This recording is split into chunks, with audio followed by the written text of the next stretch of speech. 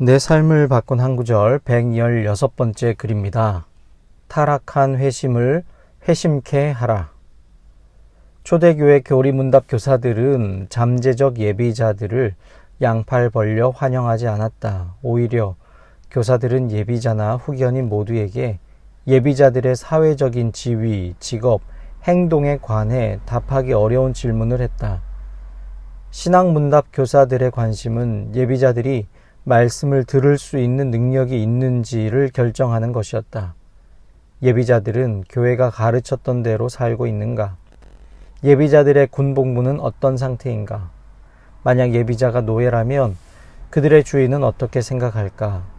예비자들은 교회가 거절하는 우상숭배, 점성술, 살인이나 성적인 타락에 관련된 일부 직업과 관련되어 있지는 않는가? 만약 그렇다면 그러한 삶을 거부하게 하십시오. 그렇지 않으면 받아들이지 마십시오. 만약 어떤 사람이 군복무 같은 곤란한 직업에 몸담고 있다면 살인을 하지 않겠다고 약속한 경우에만 신앙문답 예비자로 받아들여졌다. 만약 군인이 살인을 하거나 신앙문답 예비자가 군대에 입대하면 그를 받아주지 마십시오. 이것은 아마도 오늘날 우리들에게는 가혹한 율법주의, 심지어 심술이 고약해 보이기까지 하다. 어떻게 잠재적 회원이 가르침을 받기에 앞서 소속된 공동체 기준에 따라 가르침을 받은 대로 살지 않았다는 이유로 그들을 거절할 수 있을까? 그러나 초기 신앙문답 교사들은 교회 공동체의 가치관이 전통적인 사회의 가치관과 다르다는 개념을 공동체에 전달하고 가르치려고 노력했다. 기독교 지도자들은 사람들이 새로운 삶을 어떻게 살아가야 하는지를 생각하지 못할 것이라고 가정했다. 그들은 새로운 종류의 사고방식으로 삶을 살아갔다. 예비자의 사회화와 그들의 직업, 삶의 헌신을 통해 그들이 기독교 공동체가 좋은 소식이라고 여기고 있는 것을 받아들이고 있는지를 결정했다. 엘렌 클라이더, 회심의 본질, 변질. 초대교회 시절 백성들은 그리스도인들의 핍박과 처형을 수시로 목도했고 기독교로의 개종은 곧 자신들의 목숨, 재산, 지위 상실임을 알았다. 그럼에도 그들을 하나님 앞으로 끌어당긴 당시 그리스도인들의 매력은 대체 어디서 온 것일까?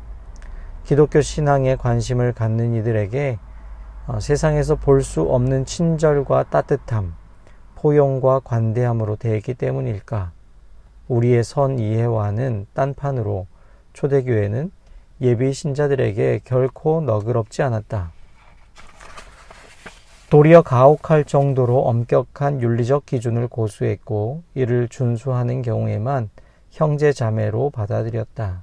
이를테면 어떤 사람이 군복무 같은 곤란한 직업에 몸담고 있다면 살인을 하지 않겠다고 약속한 경우에만 신앙문답 예비자로 받아들였다. 만약 군인이 살인을 하거나 신앙문답 예비자가 군대에 입대하면 거절했다. 그리스도인이 되기를 희망하는 자가 공동체의 높은 기준에 따라 살지 않았다는 이유로 그들을 예비자로도 받아주지 않는 건 오늘날 우리로서는 이해가 되지 않는 대목이다. 이토록 율법적으로 보이는 기독교가 어떻게 번성할 수 있었을까? 사람을 걸려 넘어지게 하는 스캔들로서의 예수가 우리의 구원이 되듯이 사람을 걸려 넘어지게 할 정도로 지독한 회심이 교회 성장의 동력이 되었던 것이다. 이 드높던 회심, 이 지독한 회심이 어떻게 축소, 변질, 타락하는지를 이 책은 바특하게 톱아본다.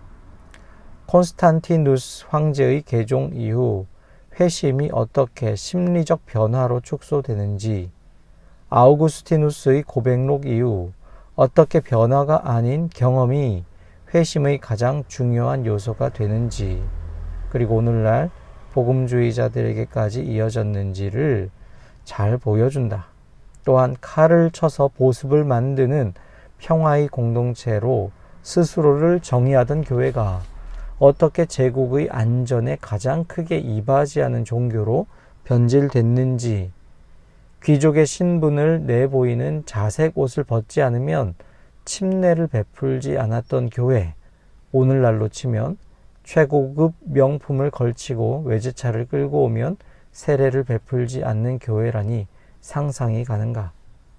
그런 교회가 어떻게 부자들의 회심을 독려하기 위해 그들의 입맛에 맞는 설교를 하게 됐는지, 콘스탄티누스 황제가 침례를 원할 때조차 그의 응당한 삶의 변화를 요구했던 교회가 어떻게 프랑크 왕 클로비스에겐 투구를 쓴 채로 침례를 베풀고 하나님이 왕의 군대에 더 큰 힘을 주실 것입니다 라고 축복하게 됐는지, 천하고 소외된 자들이 연그러낸 변화의 열매를 통해 성장했던 교회가 어떻게 힘 없는 이들에게 복음을 강요하고 심지어 유대인들을 협박하여 개종하게 했는지를 조목조목 보여준다. 그렇게 기독교는 완연히 크리스텐덤에 접어들었고 오늘날 영류가 아닌 주류에서 헤엄치게 됐다.